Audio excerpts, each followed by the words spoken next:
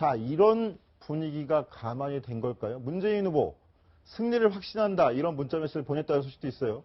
예, 최근 여론조사에서 양강 구도가 조금은 좀 무너지는 거 아니냐, 다시 문재인 대세론으로 가는 것 아니냐, 이러한 분위기가 약간은 감지되는 것이 사실입니다. 사실 민주당 내부에서도 승리를 자신하는 목소리가 있습니다. 10% 가까이, 10%포인트 가까이 안철수 후보를 따돌렸다. 이러한 어떤 승리의 분위기가 조성된 것은 사실인데, 민주당 내에서요. 문재인 후보도 이러한 분위기를 감안을 하면서 문자 메시지를 대의원들에게 보냈습니다. 요즘 제가 굉장히 행복합니다. 승리가 피부로 느껴지는 것 같습니다. 승리를 확신합니다. 이렇게 보냈는데요. 하지만 당내에서 자중하는 목소리가 나오고 있는 상황, 그리고 다른 당에서는 벌써 대통령이 된 것처럼 하는 것 아니냐, 이렇게 비난을 하고 있는 상황, 이런 상황을 고려했을 때 문재인 후보가 조금은 더 신중한 태도를 보여야 하는 것 아니냐, 이러한 목소리도 일고 있는 것이 사실입니다. 자, 이현수 기자, 네. 다중론까지 나온다. 이거 자체가 또 승리를 확신하는 그런 분위기를 또 방증하는 걸 수도 있을 것 같은데, 그렇죠. 여기에 대해서 다른 후보들 분위기는 어떻습니까? 네, 우선 승리를 확신한다, 피부로 느껴진다, 약간 자축하고 있는 코멘트인데요. 다른 후보들이 들으면 당연히 기분이 나쁠 수밖에 없겠죠. 긴장도 될 것 같고요. 한국당에서는 바로 논평을 내놨습니다. 승리를 피부로 느낀다는 문재인 후보에 대해서 오만 불손이 하늘을 찌른다, 이렇게 반응을 내놨는데요. 그러나 박지원 대표, 국민의당 대표 같은 경우는 이 반문재인 공포가 강하기 때문에 결국은 안철수 후보의 지지율이 다시 회복될 거다, 이런 관측을 내놓기도 했습니다. 사실상 이런 승리 자축성 멘트가 당연 다른 후보들뿐만 아니라 그 후보들의 상대 지지층에게도 영향을 미칠 수밖에 없거든요. 상대 지지층들이 더 결집하게 되는 계기가 될 수도 있다는 분석도 나옵니다. 자, 최석호 기자, 이런 분위기가 유세 현장에서도 계속 느껴진다. 저희가 어저께 얼핏 전해드리긴 했는데, 예. 그런 분위기가 계속 고조되고 있다, 이런 얘기가 있네요. 그렇죠. 아무래도 이제 지지율 상승, 그리고 민주당 내에서는 어게인 문재인 대세론, 이런 얘기까지 나오는 게 사실입니다. 이런 고조된 분위기를 반응하듯이 그 유세 일정을 알리는 어떤 포스터에서도 아주 즐거운 모습이 드러나는데요. 보시면 더불어 나이트 이렇게 하고 부산 중심 서면에서 펼쳐가는 꿈의 춤의 향연, 춤심 춘왕 문재인, 그리고 정치인 항시대기, 나이트클럽 포스터가 아닌가, 이러한 생각을 하기도 하는데요. 이러한 민주당의 아주 들뜬 분위기를 보여주는 것 같습니다. 진선미, 은수미, 이재정 등 민주당 전현직 여성 의원들도 맹활약하고 있는데요. 그런 와중에서 표창원 의원의 춤도 화제가 되고 있습니다. 민주당 의원들의 아주 신나 보이는 춤솜씨 한번 보시겠습니다.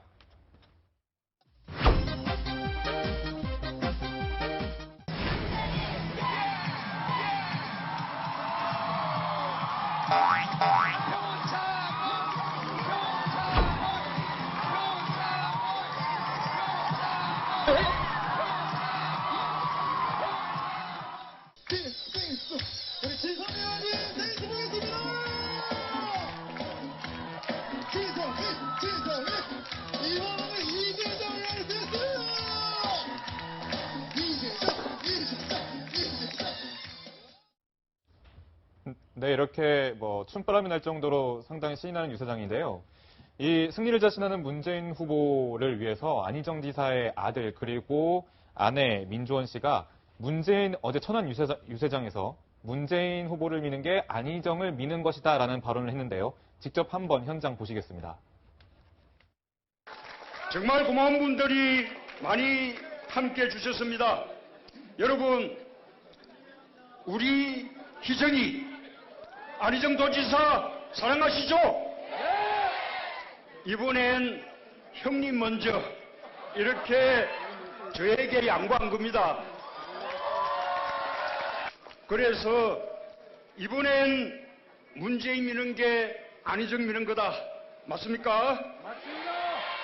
우리 민주원 여사 또 우리 정준이에게 여러분 감사의 박수 한번 보내주십시오. 예, 저 발언을 하는 문재인 후보 양옆으로 민주원 여사와 안희정 지사의 맏아들이 같이 서 있었는데요. 참 인상적인 모습인 것 같기도 합니다. 이현수 기자. 네. 그런데 안희정 지사가 경선 내내 가장 듣기 싫다 한 말이 그쵸. 차차기 대통령 후보감이다. 네. 이 얘기였는데 이제 뭐 교통정리가 된 건가요? 네, 뭐 얼마나 든든하겠습니까? 아까 화면에서도 보셨듯이 안희정 지사는 지금 현직 지사직 때문에 선거운동을 함께 할 수 없지만 안희정 지사의 가족들이 문재인 후보의 유세에 함께하면서 사실상 지원 사격에 나섰 만큼 엄청 든든하고 기분이 좋아 보입니다. 문재인 후보. 그리고 안희정 지사의 지지층을 그대로 흡수하고 싶다는 속마음이 그대로 드러난 발언인 것 같습니다. 네, 지금 저희가 정치데스크에서 문재인 후보의 아들 취업 특혜 의혹에도 불구하고 달아오르는 민주당 내부의 분위기를 전해드리고 있는데요. 근데 또 한 가지 걸림돌도 있습니다. 바로 송민순 전 장관과 진실공방인데요.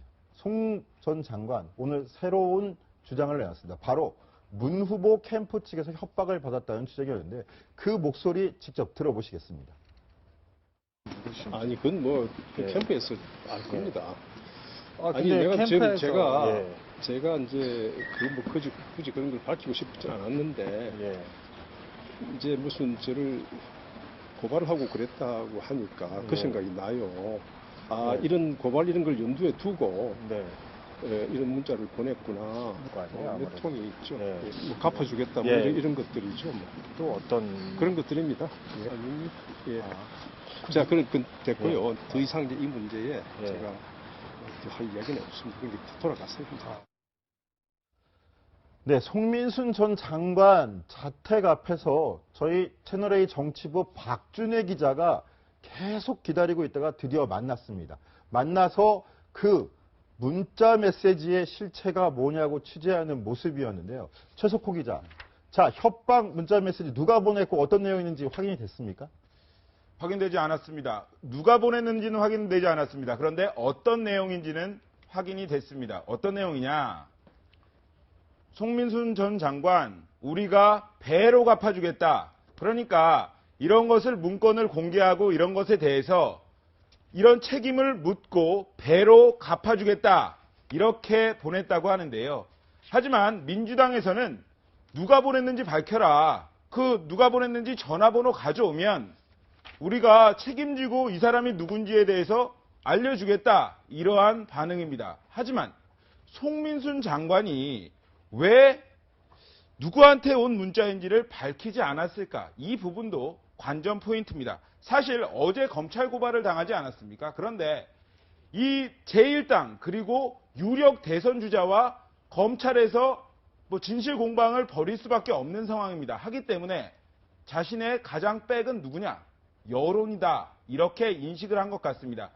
내가 이러한 협박 문자를 받았다는 팩트를 우선 알리고 문 후보 캠프의 어떤 반응이라든가 혹은 여론이라든가 이런 추이를 봐가면서 나중에 조금 더 이렇게 공격할 것이 있으면 나중에 좀 더 풀겠다. 이러한 어떤 나름대로의 전략을 세우는 것 아닌가. 이러한 분석을 해볼 수 있겠습니다.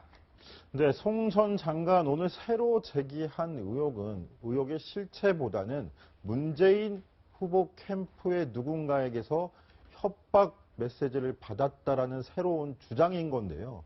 자, 강병규 기자. 네. 이 주장에 대해서 민주당 측, 문재인 후보 측 반응은 어떤 겁니까? 네, 지금 일단은 부연 설명을 드리자면 이게 오히려 목소리를 높이고 있습니다. 누군지 실명을 공개해라 혹은 휴대전화를 공개해라. 그럼 우리가 팩트체크해서 알려주겠다라는 입장인데요. 보통 기조가 이런 문재인 후보에 대한 네거티브에 대해서는 이슈 메이킹을 되도록 안 하려는 입장이었는데 이 계속되는 송민순 전 장관의 그런 발언에 이 이슈 메이킹을 막을 수 없다 생각하고 이렇게 해명을 이제 시작을 한 것 같습니다. 이 당시 권혁기 수석 부대변인은요, 방금 말씀하신 대로 일종의 권혁기 수석 부대변인과 이런 캠프 측에서는 일종의 흑색 선전이다라는 말까지 좀 하고 있습니다. 자, 검찰 고발에 이어 송민순 전 장관의 흑색 선전이다. 이렇게까지 강하게 대응을 하는 모습인데요. 자, 이번 논란, 지난 2012년 대선 당시 NLL 논란과 많이 비교가 됩니다. 특히 지금 설명드린 대로 문재인 후보의 대응 방법이 당시와 확 달라진 것 같은데요. 지난 대선 당시와 현재 비교해 보시겠습니다. NLL에 관해서 포기하는 듯한 발언을 한 사실이 없다는 것은 이 정부의 국정원장, 그 다음에 또 통일부 장관에 의해서 이미 확인됐습니다. 그 점은 이미 규명이 된 것입니다. 여러 번 말씀드렸다시피 사실이 아닙니다. 또다시 구태연한 색깔로 이제 좀 실망스럽다는 말씀을 드리고요.